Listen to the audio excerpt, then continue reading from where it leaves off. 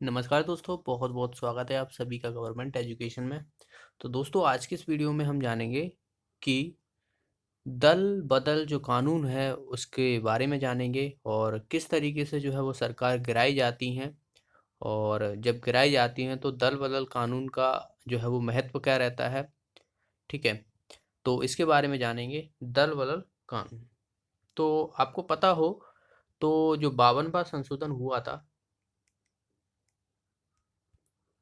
ये 1985 में, तो उसमें क्या है, 10वीं अनुसूची जोड़ी गई थी। 10वीं अनुसूची जोड़ी गई थी और उसमें जो है वो दल बदल जो है वो बात कही थी, दल बदल कानून की। तो 10 बहाने करके मेरा ले गए दिल, तो ये हो गया 10वीं अनुसूची में, जो कि 1984 में 52वां संशोधन था। और इस समय जो प्रधानमंत्री थे वो कौन थे? राजीव गांधी। ठीक है, राजीव, इधर लिखते हैं राजीव गांधी। तो इसमें क्या कहा गया है कि अगर कोई नेता जब भी किसी से वोट मांगने जाता है इलेक्शन से पहले, तो जिस पार्टी में है और जीतने के बाद वो उसी पार्टी में रहेगा।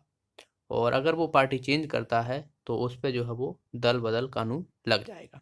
अब जैसे बात की जाए, मध्य प्रदेश में आपने देखा था कि सरकार गिरा दी गई थी। जीतने के बाद हुआ था, सरकार बनी थी और उसके बाद जो है वो नेता दूसरी पार्टी में चले गए थे। तो उसके अलग हैं। देखिए, किन लोगों पे लगेगा दल बदल कानून? ये लगेगा जीते हुए, जो जीत जाती है पार्टी उस पे लगता है। हारे हुए तो वैसे भी हारे हुए हैं, तो वो किसी भी पार्टी में चले जाएं तो उनसे कुछ मतलब नहीं है, क्योंकि वो हारे हुए हैं। अगर जीती हुई पार्टी से कोई नेता चला जाता है तो उस पे जो है वो दल बदल कानून लगेगा। अब देखा जाए तो मध्य प्रदेश में सरकार गिर गई, जो नेता थे वो जो है वो दूसरी पार्टी में चले गए, तो फिर ये दस दल बदल कानून का मतलब क्या निकला? तो ये इसका भी रास्ते हैं, रास्ते देख लिए गए। जैसे हम बात करें तो अभी अ, जैसे हमारे जो लोकसभा है, तो उसमें कितने हैं? 545 जो है वो सीटें हैं।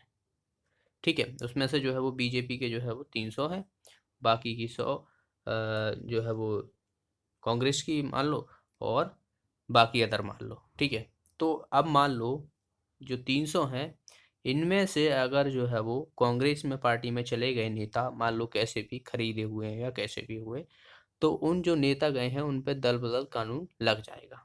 ठीक है, तो पहले मैं आपको क्या बताऊंगा कि जो दल बदल कानून जो लगेगा वो किन लोगों के ऊपर लगेगा। ठीक है, तो देखिए, लागू। पहली बात, अगर कोई पार्टी जीत जाती है और उसके नेता अगर किसी दूसरे पार्टी में जाता है तो उस पे लगेगा। ठीक है, पार्टी अगर वो बदलता है तो उस पे जो है वो दल बदल कानून लगेगा, पार्टी बदलने पर। दूसरी बात, पार्टी बदलने पे मतलब कि मान लो जैसे मध्य प्रदेश में जो है वो कांग्रेस सरकार जो है वो जीती और उसके नेता अगर दूसरी पार्टी में चले गए तो उन पे जो है वो दल बदल कानून लगेगा।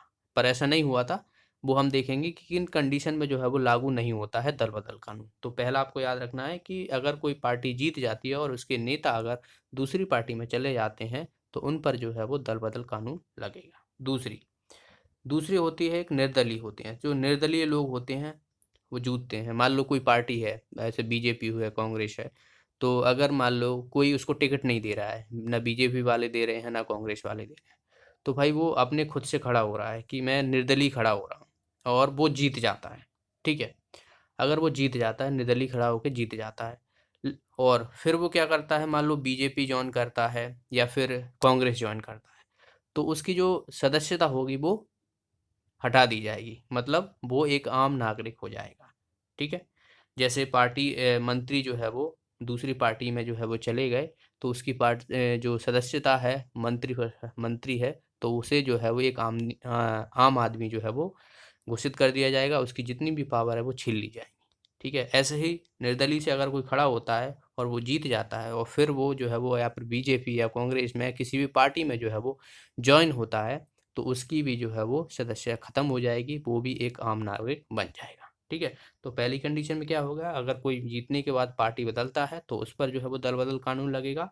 दूसरी बात की जाए, अगर कोई निर्दलीय खड़ा होता है और वो फिर जाके नहीं जीत जाता है और फिर दूसरी पार्टी में अगर कोई जॉइन करता है वो, तो उस पे भी जो है वो दल बदल कानून लगेगा। ठीक है। तीसरा तीसरा क्या होगा, कोई पार्टी से अगर त्याग प्रमाण पत्र देता है कि भाई मैं पार्टी छोड़ रहा हूँ, मैं अपना जो है वो रेजिग्नेशन दे रहा हूँ, त्याग प्रमाण पत्र दे रहा हूँ, तो उस पर भी जो है वो दल बदल कानून लगेगा।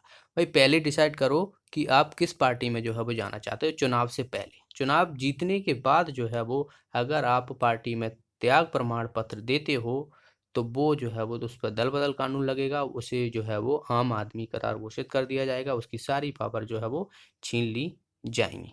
ठीक है। तो एक हो गया, मतलब आपको जिस पार्टी में जीते हैं उसके साथ जो 5 साल हैं उसी के साथ आपको बिताने हैं। ठीक है। कैसे, पहले अगर पार्टी बदलता है, दूसरा जो है वो निर्दलीय पार्टी है और ज्वाइन करता है दूसरी पार्टी को, और पार्टी से त्याग प्रमाण पत्र देता है, तो 3 कंडीशन हो गई हैं। तो ये हो गई 3 कंडीशन। अब मान लो कि इन पे लागू किस पे नहीं होगा। अब मध्य प्रदेश में जो सरकार गिराई गई और मान लो जहाँ पर जो है वो सरकार पूर्ण बहुमत से नहीं जीतती है, तो वहाँ पर क्या होता है, जिन पर लागू नहीं होगा, लागू नहीं होगा। ठीक है।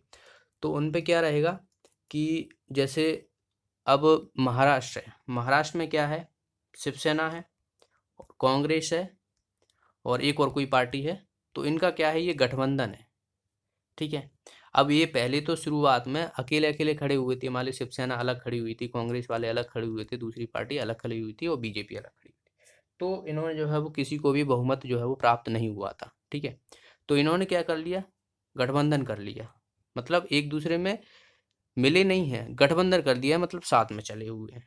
तो गठबंधन पर जो है वो यह जो दल बदल कानून है वो लागू नहीं होगा। अगर कोई सरकार, 2 पार्टियां गठबंधन कर लेती हैं, जैसे बिहार में की थी, ठीक है, महाराष्ट्र में, तो उन पे क्या है जो है वो दल बदल कानून नहीं लगेगा। तो ये हो गया। दूसरी, अगर कोई पार्टी किसी नेता को बाहर निकाल देती है, अब बाहर कैसे, कि अब मान लो कोई नेता है, ठीक है, जीत जाते हैं, पार्टी जीत जाती है और उस पे क्या रहता है कि वो पार्टी में रहते हुए और वो छोड़ना चाहता है, तो अगर वो वैसे छोड़ेगा, मान लो दूसरी पार्टी ज्वाइन करेगा या उसने जो है वो त्याग प्रमाण पत्र दिया, तो उस पे दल बदल कानून लग जाएगा, उसकी सारी पावर छीन ली जाएंगी, वो आम आदमी बन जाएगा एक तरीके से।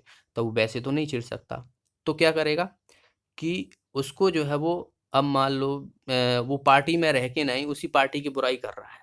ठीक है। जिस पार्टी में है, जिस पार्टी से जीता है, उसी पार्टी की जो है वो बुराई कर रहा है।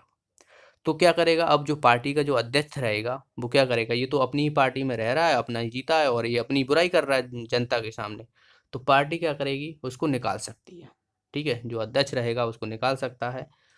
तो ऐसे में जो है वो दल बदल कानून नहीं लगेगा। ठीक है। तो पार्टी द्वारा अगर वो मंत्री जो है वो व्यक्ति है अगर निकाल दिया जाता है, तो उस पर जो है वो दल बदल कानून नहीं लगेगा। तीसरी, पार्टी के अगर 1/3 सदस्य हैं, अगर वो त्याग प्रमाण पत्र देते हैं, ठीक है, त्याग पत्र देते हैं, तो उन पे जो है वो दल बदल कानून नहीं लगेगा। कोई पार्टी है, अब भाई 1/3 मतलब 33% मान लो जो है वो त्याग प्रमाण पत्र दे देते हैं, त्याग पत्र दे देते हैं पार्टी से, तो अब उन पे नहीं लगेगा। क्यों नहीं लगेगा, कि सोचेंगे कि जाहिर सी बात है इतने लोग छोड़ रहे हैं तो पार्टी में ही जो है वो गड़बड़ होगी। ठीक है। तो 1/3 आपको मिल सकता है या 33%, तो 1/3 जो है वो त्याग प्रमाण पत्र देते हैं पार्टी से, तो उन पर जो है वो दल बदल कानून नहीं लगेगा। ठीक है। तो ऐसा हो सकता है। तो पहला जो गठबंधन हो जाए, विलय हो जाए एक दूसरे में, तो उसमें जो है वो दल बदल कानून नहीं लगेगा। दूसरी बात की जाए तो अगर पार्टी से बाहर निकाल दिया जाता है तो उस पर दल बदल कानून नहीं लगेगा। और तीसरी बात है, अगर पार्टी के 1/3 सदस्य जो है वो त्याग प्रमाण पत्र देते हैं, तो उन पर जो है वो दल बदल कानून नहीं लगेगा। ठीक है। अब एक कंडीशन और होती है, मान लो अब बीजेपी को जो है वो 300 सीटें हैं, ठीक है, तो मान लो उन्हें अब बिल जो भी पास कराना रहता है, जैसे 3 तलाक बिल हुआ, ठीक है, जो बात की जाए तो जो कश्मीर का मुद्दा हुआ 370 हटाने का, तो आसानी से जो है ये कर लेते हैं, क्योंकि 300 सदस्य फुल मेजोरिटी है, तो जो भी मंत्री रहेंगे वो जाहिर सी बात है बीजेपी को ही जो है वो वोट देंगे और वो जो है वो बिल पास हो जाएगा। अब इसमें मान लो कि जो अब्सेंट हुए, मान लो कुछ लोग होंगे, तो जैसे कि मान लो 200 हैं, ठीक है, और 100 जो है वो कांग्रेस के हैं। अब इसमें से कहा जाए कि 100 इनमें से हैं, मान लो कि इनमें के जो है वो 100 इनमें से जो है वो, या 50 बात की जाए, 150 बात की जाए, तो कोई वोट नहीं देता है उसमें। तो इस कंडीशन में क्या होगा, उसकी जो है वो सदस्यता हटा दी जाएगी। मान लो वो विपरीत में वोट दे रहा है, ठीक है, कि जो बिल आ रहा है और जो बीजेपी बिल ला रही है, और उसी के मंत्री अगर उसके विपरीत जो है वो वोट डालते हैं उसमें, तो वो क्या है, उस पर जो है वो दल बदल कानून लग जाएगा। एक कंडीशन ये रख सकते हैं, ठीक है। अगर वो बिल के खिलाफ जिस सरकार जीती हुई है, जैसे बीजेपी जीती हुई है, अगर बीजेपी के मंत्री अगर उसी के खिलाफ वोट डालते हैं, मान लो 370 हटाना नहीं है, और दूसरी बात है, जाहिर सी बात है, कांग्रेस वाले वो बोलेंगे कि ऐसा ऐसा है, 370 नहीं हटाना है, और बीजेपी वाले के कुछ नेता भी अगर ऐसा करते हैं, विपरीत वोट डालते हैं, तो उनमें जो है वो दल बदल कानून लग जाएगा।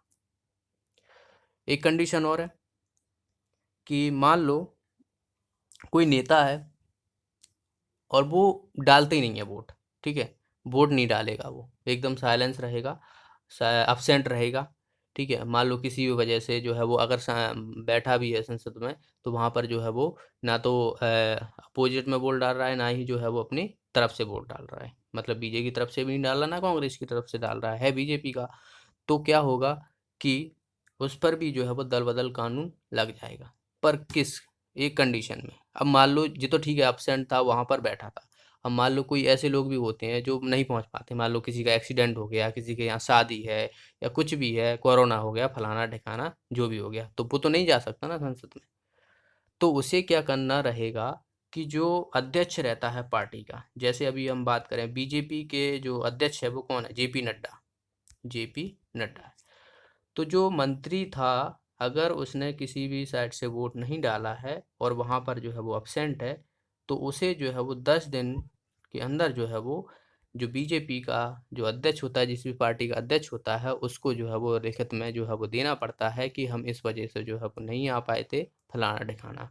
फिर क्या रहेगा कि जो अध्यक्ष रहता है वो अगर स्वीकार करेगा, ठीक है, वो अगर बात मान लेता है कि हाँ ठीक है, कोई दिक्कत नहीं है, और अगर उसने जो है वो इसको माना नहीं, कि कैंसिल कर दिया, तो भी उसकी जो है वो सदस्यता चली जाएगी, वो एक आम नागरिक हो जाएगा, ठीक है। तो ये कंडीशन होती है दल बदल कानून की। तो ये पॉइंट है, आई होप आपको ये समझ में आ गया होगा कि किस तरीके से जो है वो दल बदल कानून जो है वो काम करता है, और किस तरीके से किन लोगों पर जो है वो कानून काम नहीं करता है, ठीक है। तो इसमें आपको पॉइंट याद रखना है, ये कब हुआ था, 52वां संशोधन राजीव गांधी के टाइम में हुआ था, ठीक है, 1980।